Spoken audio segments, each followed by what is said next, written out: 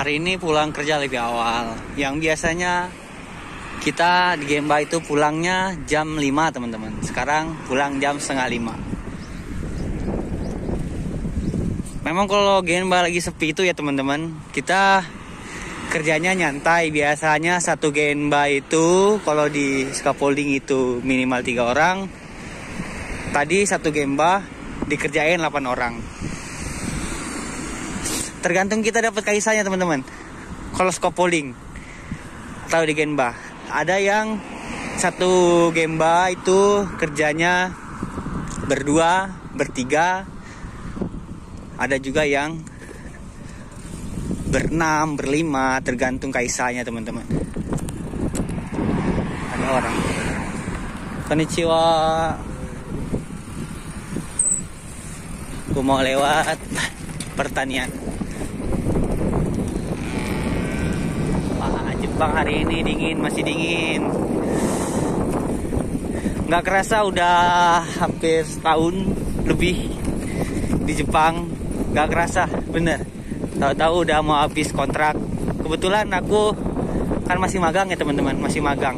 Jadi nanti kalau misalnya sudah habis kontrak 3 tahun, nanti bisa lanjut ke Sanggo atau pindah ke Kaisa dengan syarat harus punya JLPT dan SSW sesuai bidang yang kita inginkan.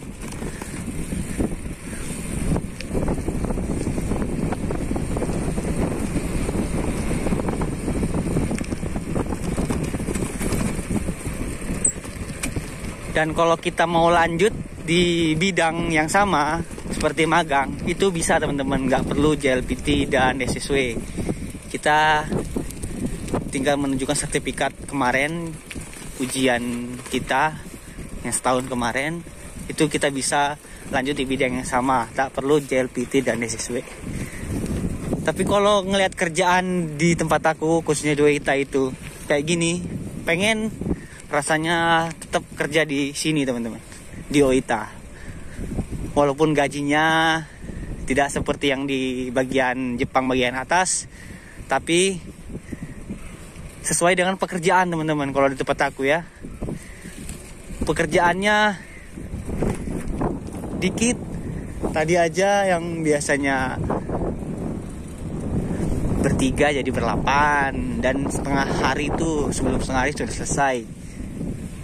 Dan itu menunggu sampai jam 5 itu tadi bersih-bersih gudang. Biasa kalau nggak ada kerjaan pasti bersih-bersih gudang, terus nyiapin barang untuk kumitate besok.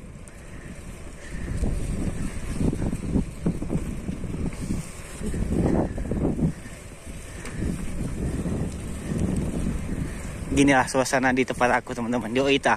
Jadi bagi kalian nanti yang tempatnya di Oita, penempatannya di Oita, kalau ke Jepang nanti ya begini tempatnya.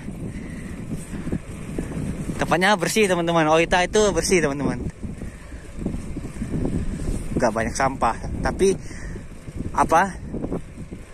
Di sini kekurangannya itu di Oita itu nggak ada saljunya teman-teman. Serius, saljunya itu tuh dikit. Bahkan di atas, bagian atas sekarang saljunya banyak. Tapi di sini bagian Oita bisa kalian lihat kering kerontang. Ya, gak ada saljunya. Tapi ini dingin teman-teman, liatin. Sampai tangannya keriput-keriput, pecah-pecah. Bahkan aku pakaiannya nih, bisa teman-teman lihat, kayak jaket. Ini di dalamnya ini jaket juga teman-teman. Di dalam jaket ini jaket untuk kerja mantel. Di sini nih yang dingin tuh suhunya teman-teman.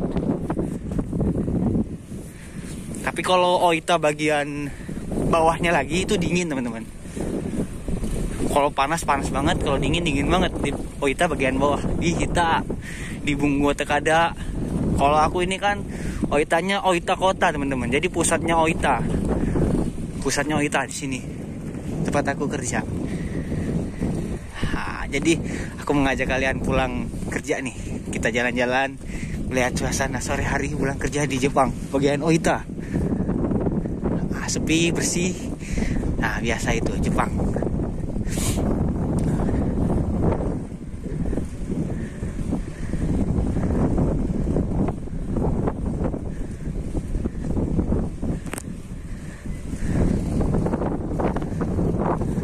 Oh iya teman-teman, masih banyak teman-teman yang nanyain cara berangkat kerja ke Jepang. Aku sudah buat videonya sudah banyak tentang cara berangkat ke Jepang. Tinggal cari aja teman-teman di video aku sebelum-sebelumnya. Situ sudah aku jelasin semua cara berangkat ke Jepang, cara bayarnya, gajinya berapa, apa aja persyaratannya sudah aku jelasin semua. Jadi teman-teman yang kepo pengen ke Jepang juga, mau magang atau mau apa, Tokutegino, itu prosesnya sama aja.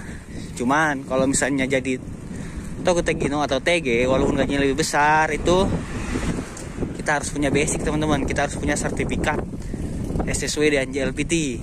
Kalau magang itu nggak perlu JLPT sama sertifikat tuh nggak perlu, SSW itu nggak perlu. Karena aku orangnya sukanya yang satset, jadi aku milih magang.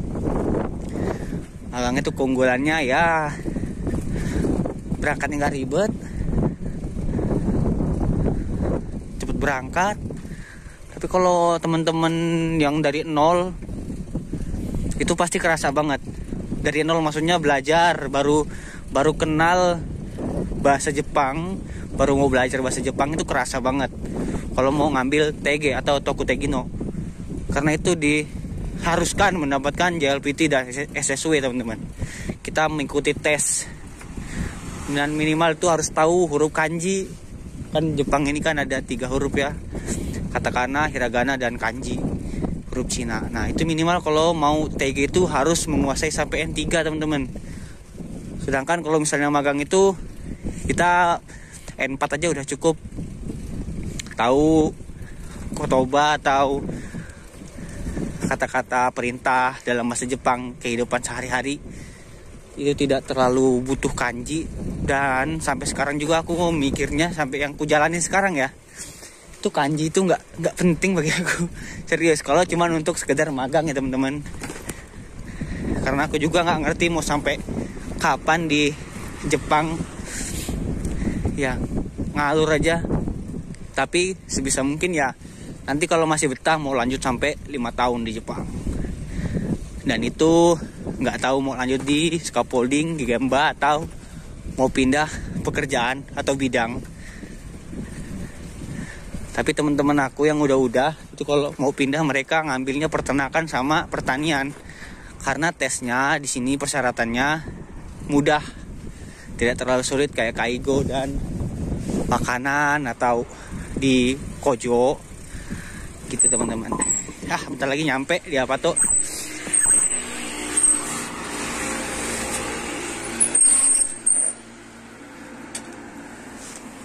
Hai, arigato.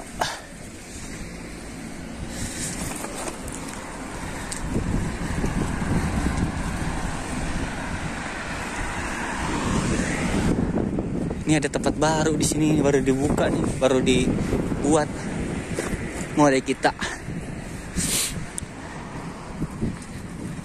Dan ini apa tuh aku teman-teman, deket.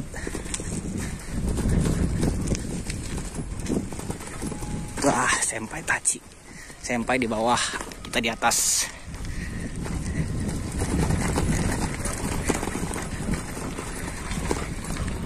Itu ada lonceng bunyi bel jam 5.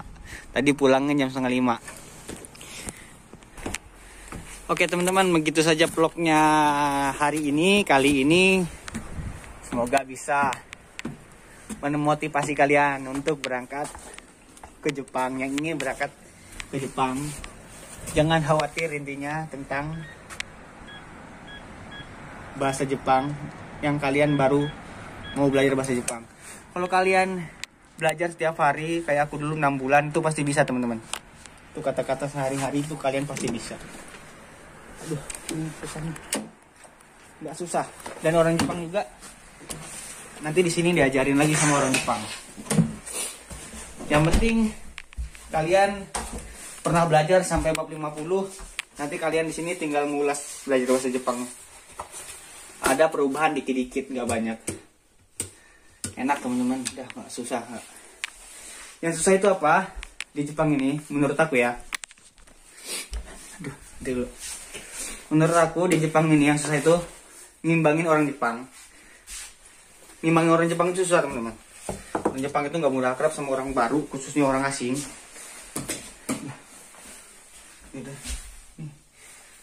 Ya bener, orang Jepang itu nggak mudah akrab sama orang baru, orang asing. Nggak mudah akrab. Jadi itu yang paling susah menurut aku, ngimbangin orang Jepang, khususnya di Gemba. Orang Gemba soalnya keras-keras, terkenal keras-keras ya. Orang Gemba itu boleh kalian tanya sendiri sama siapapun yang udah kerja di Jepang, khususnya di Gemba. Banyak yang insiden terjadi, banyak yang kaburan tuh dari Gemba teman-teman, bukan dari pekerjaan lain. Tapi itu kembali lagi ke mental masing-masing. Dan selagi orang Jepang itu nggak main kekerasan, nggak main fisik, masih oke menurut aku. Oke. Ya, begitu saja vlog kita hari ini. Jangan lupa di like, komen, dan di subscribe teman-teman. Jamatane arigatou gozaimasu. Bye bye.